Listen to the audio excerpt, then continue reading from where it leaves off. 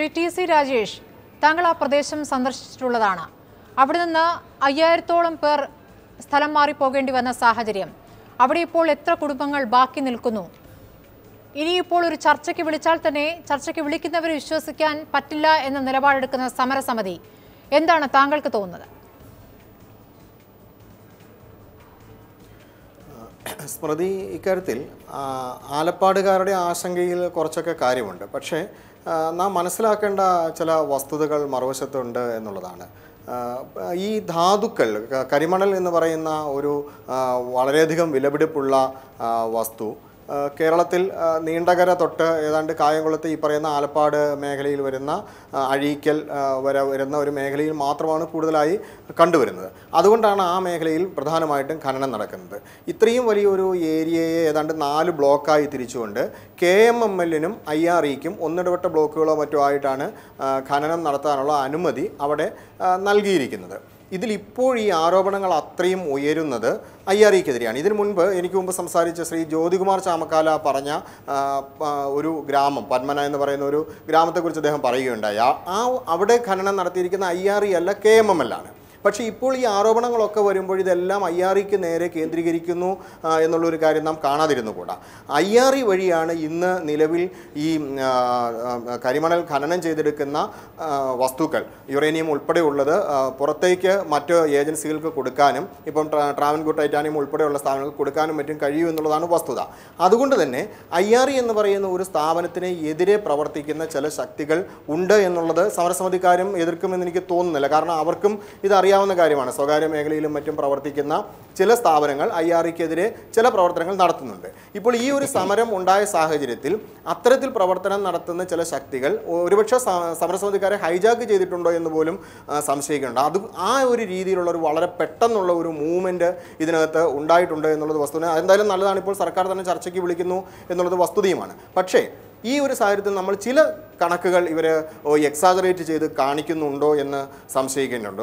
അതിലേറ്റവും പ്രധാനപ്പെട്ടതാണ് ഈ എല്ലാവരും പറയുന്നുണ്ട് ആലപ്പാട് എന്ന് പറയുന്നത് വർഷങ്ങൾക്ക് മുൻപ് ഏതാണ്ട് 90 ചതുരശ്ര കിലോമീറ്ററിനടുത്ത് വിസ്തീർണം ഉണ്ടായിരുന്ന ഒരു പ്രദേശമായിരുന്നുവെന്നും ഇപ്പോൾ അത് 8 ചതുരശ്ര കിലോമീറ്ററായി ചുരുങ്ങി എന്നുമാണ് പറയുന്നത്. ഓർക്കണം, 16 കിലോമീറ്ററാണ് ആലപ്പാട് പഞ്ചായത്തിൻ്റെ നിലവിലുള്ള തീരദേശത്തെ മേഖലയുടെ നീളം. ആ 16 കിലോമീറ്ററിൽ 700 മീറ്റർ മേഖലയിൽ മാത്രമാണ് ഇപ്പോൾ സീ വാഷിംഗ് എന്ന് പറയുന്ന ഒരു പ്രവർത്തനം IRE നടത്തുന്നത്. ബാക്കി വരുന്ന 15 കിലോമീറ്ററിലേറെ പ്രദേശത്തും കടൽ ഭിത്തി കെട്ടി തിരിച്ചിരിക്കുകയാണ്. അവിടെ ഇത്തരത്തിലുള്ള പ്രവർത്തനങ്ങളൊന്നും നടക്കുന്നില്ല. അപ്പോൾ ഏതാണ്ട് 1/2 കിലോമീറ്ററോളമാണ് ഇപ്പോൾ ആലപ്പാടിൻ്റെ വീതി എന്നുള്ളതാണ് വസ്തുത. അതുകൊണ്ടാണ് ഈ 8 ചതുരശ്ര കിലോമീറ്റർ എന്ന് പറയുന്ന ഒരു കണക്കിലേക്ക് എത്തുന്നത്. ഞാൻ ചോദിക്കട്ടെ, 89 സംതിങ് ചതുരശ്ര കിലോമീറ്റർ വിസ്തീർണം ആലപ്പാടിന് ഉണ്ടായിരിക്കണമായിരുന്നുവെങ്കിൽ ഇപ്പോഴുള്ള 16 കിലോമീറ്റർ നീളം വരുന്ന തീരം അകത്തോട്ട് കടലിലോട്ട് ഒരു 5 കിലോമീറ്റർ ദൈർഘ്യത്തിലുള്ള ഭാഗം ഉണ്ടായിരുന്നിരിക്കണം. അത്രയും ഭാഗം കടലെടുത്തു എന്ന് പറഞ്ഞാൽ അത് വിശ്വസിക്കാൻ ബുദ്ധിമുട്ടാണ്. കടലെടുക്കൽ എന്ന് പറയുന്ന ഒരു പ്രക്രിയ ഈ പറയുന്ന ശംഖുമുഖം തൊട്ട് വടക്കോട്ട് തൃശ്ശൂർ വരെ വളരെ രൂക്ഷമായിട്ടുണ്ട് എന്നുള്ളതൊരു വസ്തുത തന്നെയാണ്. ശംഖുമുഖത്ത് ഇത്തവണ നമ്മൾ കണ്ടതാണ്. അപ്പോൾ ഈ ഒരു കണക്ക് 20,000 ഹെക്ടറാണോ ഏക്കറാണോ എന്ന് ഇപ്പോഴും വ്യക്തതയില്ല. കടലെടുത്തു എന്ന് പറയുന്നത് അത്രയും ഭൂമി ഇത് എവിടെ നിന്നുള്ള ഏത് കണക്ക് അനുസരിച്ചാണ് എന്നുള്ളതിനെക്കുറിച്ച് പറയേണ്ടതുണ്ട്. അതുപോലെ ഇപ്പോഴും പുറത്തു വരുന്ന പല ചിത്രങ്ങളിലും കാണുന്നത് IRE മണൽ ബീച്ച് വാഷിംഗ് നടത്തുന്ന 700 മീറ്റർ, അതായത് 3/4 കിലോമീറ്ററോളം മാത്രം വരുന്ന ഒരു ഭാഗം, അത് അകത്തോട്ട് കയറിയിട്ടുണ്ടെന്നുള്ളത് ഗൂഗിൾ മാപ്പിൽ നോക്കിയാൽ തന്നെ വ്യക്തമാണ്. അപ്പോൾ അവിടെ പുലിമുട്ട് നിർമ്മിക്കുന്നുണ്ട്, അവിടെ വേണ്ട കാര്യങ്ങൾ ചെയ്യുന്നുണ്ട്. IRE-യുടെ ഓൺ ഭൂമിയാണ് അത് എന്നാണ് അവർ അവകാശപ്പെടുന്നത്. അപ്പോൾ യഥാർത്ഥത്തിൽ ഇവർ ആവശ്യപ്പെടുന്നത് സീ വാഷിംഗ് മാത്രം അവസാനിപ്പിക്കുകയാണോ അതോ ഇൻലാൻഡ് മൈനിങ്, അതായത് ഇവർ ഭൂമി ലീസിനെടുത്തിട്ട് അവിടെ ഖനനം നടത്തി ധാതുക്കൾ വേർതിരിച്ചെടുത്തതിന് ശേഷം മണ്ണ് കൊണ്ടിട്ട് ഫില്ല് ചെയ്യുന്ന ഒരു പ്രോസസ്സുണ്ട്, അത് നിർത്തണമെന്നാണോ ആവശ്യപ്പെടുന്നത് എന്ന കാര്യത്തിൽ ഇപ്പോഴും വ്യക്തത ഉണ്ടായിട്ടില്ല. ഇപ്പോൾ പന്മനയുടെ ഉദാഹരണം പറയുമ്പോൾ തന്നെ നീണ്ടകരയ്ക്കും ചവറയ്ക്കും ഇടയ്ക്ക് കോടീശ്വരൻ കോളനി എന്ന് പറയുന്ന ഒരു മേഖലയുണ്ട്. അവിടെ കരിമണൽ ഖനനം നടത്തിയതിന് ശേഷം ആളുകൾക്ക് വിട്ടുകൊടുത്ത ഭൂമിയാണ്. IRE-ആണ് അവിടെ ഖനനം നടത്തിയിരിക്കുന്നത്.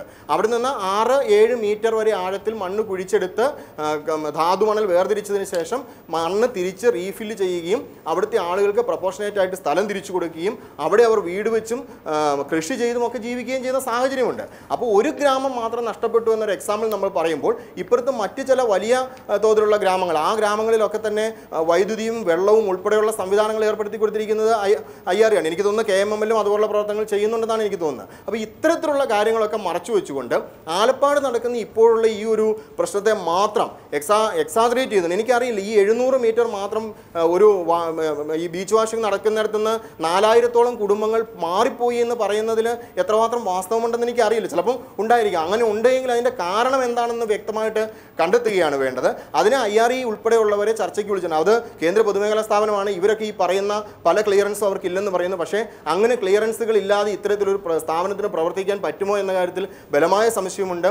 അങ്ങനെയാണ് അവർ പ്രവർത്തിക്കുന്നത് എങ്കിൽ അത് ഈ വരുന്ന ചർച്ച നടക്കുന്ന ദിവസം കൃത്യമായിട്ടും അത് സർക്കാരിന് കണ്ടുപിടിക്കാൻ പറ്റും എന്നുള്ളത് തന്നെയാണ് എനിക്ക് തോന്നുന്നത്. നമുക്ക് ഒരു കാര്യം നാം മനസ്സിലാക്കണം, ഈ ധാതുമണൽ എന്ന് പറയുന്നത് നമ്മുടെ ഈ തീരപ്രദേശത്ത് നിന്ന് മാത്രമേ ഖനനം ചെയ്തെടുക്കാൻ പറ്റൂ. അത് മറ്റൊരു സ്ഥലത്തു നിന്നും നമുക്ക് ഖനനം ചെയ്യാൻ എടുക്കാൻ പറ്റില്ല. ഈ പറയുന്ന